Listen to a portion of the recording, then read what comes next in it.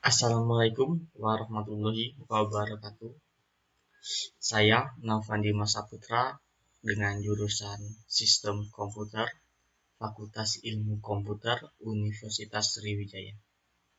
Di sini saya akan memperkenalkan apa itu cyber ethic. Etika adalah tentang apa yang baik dan apa yang buruk serta hak dan kewajiban. Etika dalam berinternet biasanya disebut dengan cyber ethic atau etika cyber. Cyber ethic adalah suatu aturan tak tertulis yang dikenal di dunia IT, suatu nilai-nilai yang disepakati bersama untuk dipatuhi dalam interaksi antar pengguna teknologi, khususnya teknologi informasi.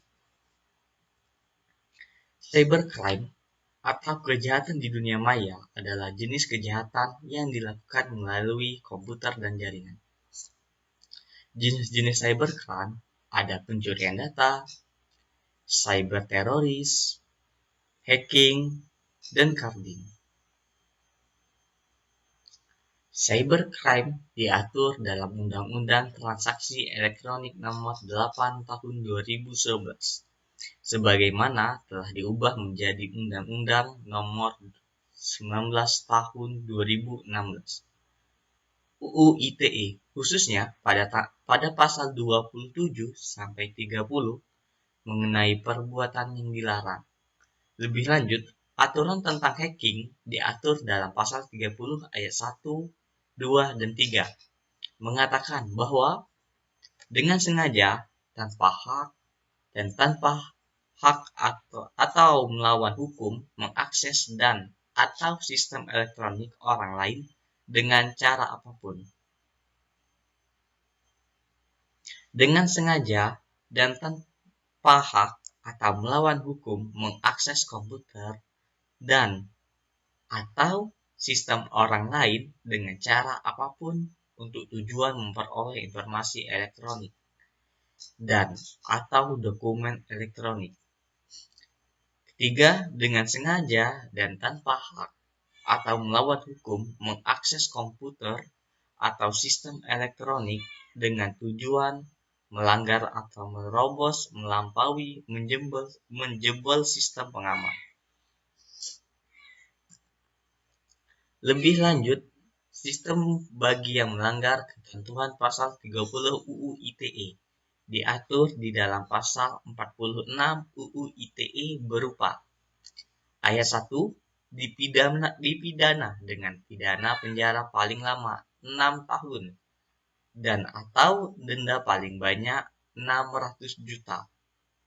Ayat 2 dipidana dengan pidana penjara paling lama 7 tahun dan atau denda paling banyak 700 juta rupiah.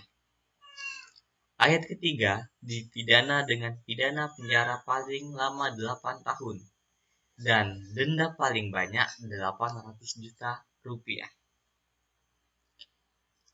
Bukan hanya undang-undang di Indonesia saja yang mengatur semua tentang cyber ethic, tetapi ada undang-undang internasional yang pertama kali memerangi tindak pidana penyalahgunaan komputer yang dilakukan oleh Organisasi for Economic Cooperation and Development atau OECD.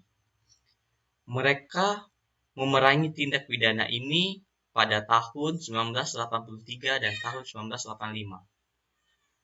Puncaknya, Convention on Cybercrime 2001 merupakan puncak dari usaha-usaha yang telah dimulai dari 20 tahun lalu oleh OECD ini.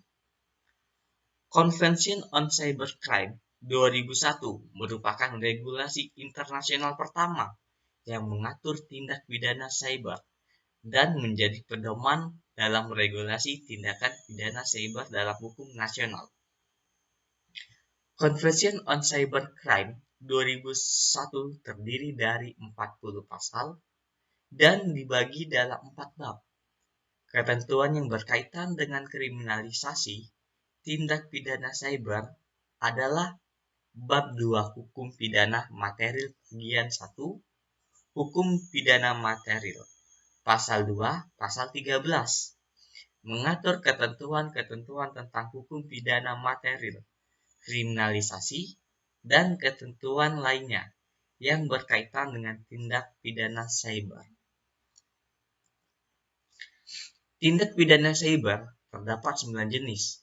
Tindak pidana cyber yang dikelompokkan dalam 4 kategori, yaitu kelompok pertama, tindak pidana terhadap kerahasiaan, integritas, dan ketersediaan data. Data dan sistem komputer terdiri dari illegal access, pasal 2, illegal interception, pasal 3, data interference, pasal 4, sistem interference, pasal 5, dan misuse of device, pasal 6. Kelompok kedua, tindak pidana yang berkaitan dengan komputer, terdiri dari pemalsuan yang berkaitan dengan komputer, computer-related fraud, pasal 7, dan penipuan yang berkaitan dengan komputer, computer-related fraud, pasal 8. Kelompok ketiga, tindak pidana yang berkaitan dengan konten yang berisi ketentuan tentang tindak pidana yang berkaitan dengan pornografi anak, offense related to child pornography, pasal 9. Kelompok keempat, tindak pidana yang berkaitan dengan pelanggaran hak cipta dan hak-hak terkait pasal 10. Di samping 4 kelompok tindak pidana cyber tadi, dalam bab 1 hukum pidana material juga mengatur kewajiban, tambahan, dan sanksi, terdiri dari pasal 11, yaitu perbuatan yang diskriminalisasi adalah dengan sengaja. 1. Membantu atau menghasut. 2. Mencoba untuk melakukan tindak pidana yang diatur dalam pasal 2 dan pasal 10. Lalu ada pasal 12 yang dimana mengatur tentang badan-badan hukum dapat dimintai pertanggungjawaban atas tindakan pidana yang telah ditetapkan sesuai dengan konvensi ini yang dilakukan untuk keuntungan mereka oleh perseorang baik secara individual maupun sebagai bagian dari organ badan tubuh yang memegangi posisi pimpinan di dalamnya berdasarkan 1. Kuasa hukum perwakilan badan hukum tersebut. 2. Wewenang untuk mengambil keputusan atas nama badan hukum tersebut. 3. Wewenang untuk mengendalikan dalam badan hukum tersebut. Pasal 13 mengatur mengenai adanya jaminan tindak pidana dari pasal 2 sampai pasal 10 dipidana dengan sanksi yang efektif, proporsional, dan disuasif, termasuk sanksi pidana perampasan kemerdekaan untuk orang atau sanksi non-penal atau tindakan, termasuk juga sanksi pidana denda untuk badan hukum. Selanjutnya ini setelah dari undang-undang internasional dan undang-undang nasional yang ada di Indonesia, ini adalah kasus peretasan di Indonesia pada tahun 2021. Selama 2021, ada beberapa kasus. Di sini yang kasus pertama, ada peretasan data pribadi pada sistem elektronik Health Card EH, sebuah aplikasi buatan pemerintah untuk menangani tracking COVID-19. Hal ini berpotensi menimbulkan resiko eksploitasi data pengguna karena membocorkan identitas pribadi seperti nama lengkap, alamat rumah, nomor KTP, tes kesehatan, dan lain-lain. Kasus kedua, ada penjualan data pribadi pengguna BPJS Kesehatan di forum online dengan harga 0,15 Bitcoin oleh seorang pengguna anonim. Direktur BPJS Kesehatan, Ali Gufron Mukti pun membenarkan ada sejumlah data pengguna dari lembaga telah dijual di internet secara ilegal. Kasus ketiga adalah platform Cermati dan juga aplikasi online Lazada. Ada 2,9 juta data pengguna pribadi yang dijual di Right Forum pada akhir tahun 2020 tahun lalu. Dari kedua website tersebut, Adapun Lazada, setidaknya 1,1 juta data dijual secara ilegal yang melibatkan database yang dihosting dari pihak ketiga. Kasus keempat, ada dari pelanggaran data BRI Live. Setidaknya ada data 2 juta nasabah asuransi yang dijual secara online seharga 7.000 US dollar. Data yang terekspos antara lain informasi EKTP, akte kelahiran, dan lain-lainnya. Kasus kelima adalah penjualan data pribadi dari e-commerce Tokopedia. Bahkan setidaknya ada 91 juta data pribadi diekspos dan dijual seharga 5.000 US dollar. Kasus keenam adalah pembobolan data 2, juta orang Indonesia dari situs KPU, Komisi Pemilihan Umum. Maka dari itu, kita semua harus ada etika dalam berkomunikasi menggunakan internet yang disebut netiquette atau netiquette. Dalam berinternet diperlukan etika dan tata cara sendiri seperti hal mengirim surat, menggunakan media sosial, dan sebagainya. Berikut ini adalah beberapa netiquette yang perlu diketahui. Pertama, interaksi seperti dengan manusia pada umumnya, karena kita berinteraksi dengan manusia seperti di dunia nyata. Gunakan kata-kata yang sopan, sehingga tidak terjadinya kesinggungan. Yang ketiga, jangan memberikan info-info yang belum valid. Yang keempat, perhatikan kata-kata yang ditulis. Yang kelima, jangan menggunakan kata-kata yang mengandung syarat. Yang keenam, berhati-hati ketika memberikan data-data privasi. Jangan memberi hal-hal pribadi, hanya kita saja yang boleh tahu. 8. Hindari perselisihan. 9. Hati-hati ketika menggunakan huruf kapital atau kata kapital karena penggunaan tersebut bisa berarti berteriak. Memberi maaf ketika kita melakukan kesalahan.